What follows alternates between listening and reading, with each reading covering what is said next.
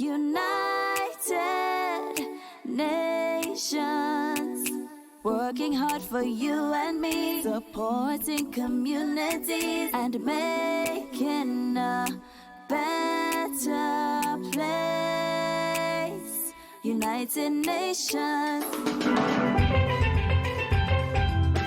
Hello and welcome to We the People's Conversations with the United Nations in Trinidad and Tobago.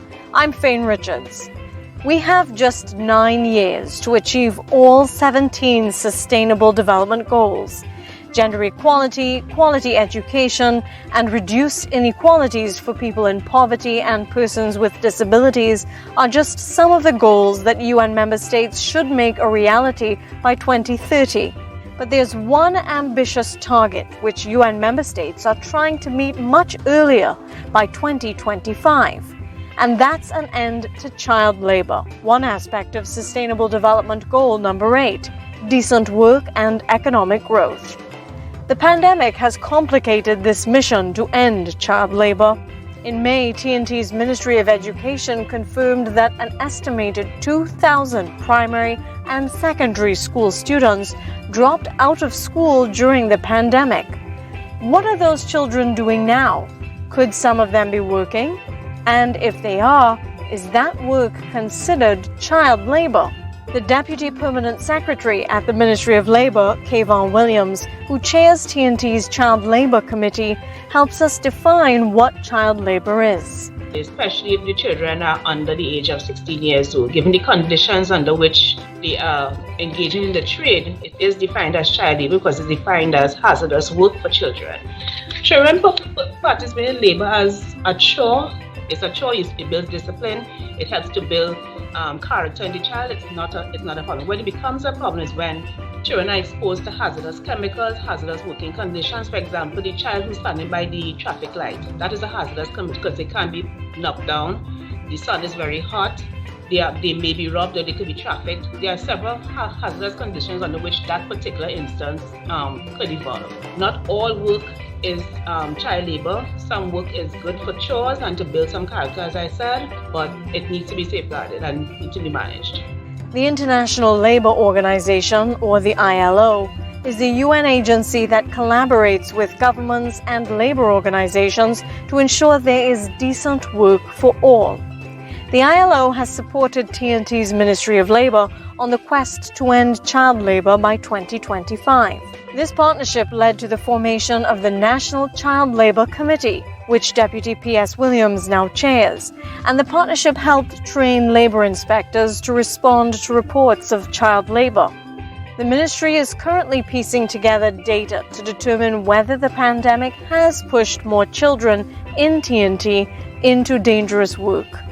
Regionally, in Latin America and the Caribbean, the picture is concerning, as ILO Caribbean's leading expert on child labor, Resel Melville, explains. There are a significant number of children who are at increased risk of entering into child labor because of the effects of this pandemic, the closure of businesses, both in formal and informal sectors, because of the public health restrictions, the fact that some persons, and in many countries, they're not, the adults in the family don't have access to social protection or to social protection mechanisms. And so, of course, the lack of income, the closure of schools, and several other protective factors have been removed. And so we now have not just teenagers, but also younger children, infants even, who are at risk of being exploited, who are at risk of being pushed into forms of labor which can be detrimental to their mental, physical, and psychosocial well-being. This is a defining moment in the push to end child labor. Children who are driven into early, dangerous work now because of the pandemic may not return to school. That could have consequences for years to come. Here again is Resel Melville from the ILO.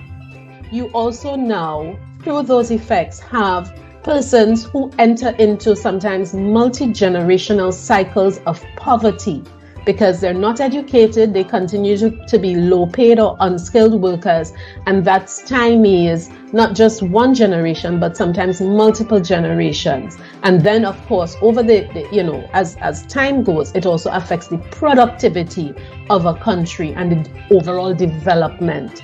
So we're looking at addressing problems which start now, but which, if not addressed, could have effects way down the line.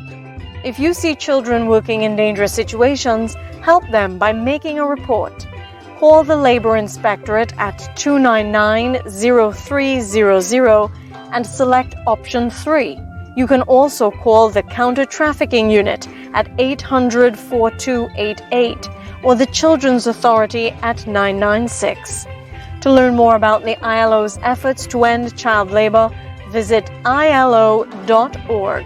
Thanks for listening to We the People's Conversations with the UN in TNT. United Nations, working hard for you and me, supporting communities and making a better place. United Nations.